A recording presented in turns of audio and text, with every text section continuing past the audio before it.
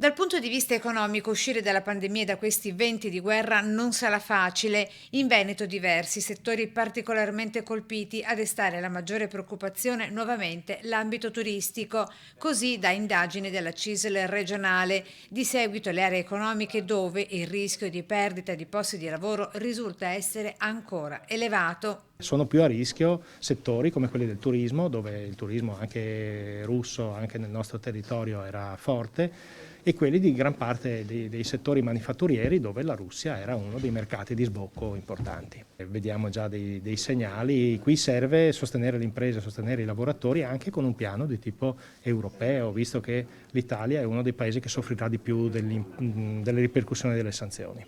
A fare da contraltare invece chi è occupato nel settore energetico, che avrà, sempre secondo lo studio della CISL, forti investimenti a favore. Avrà un lavoro in più da fare in questi mesi perché uno degli sforzi fondamentali che dobbiamo mettere in campo è di riprogrammare la nostra strategia energetica per essere meno dipendenti dalla Russia.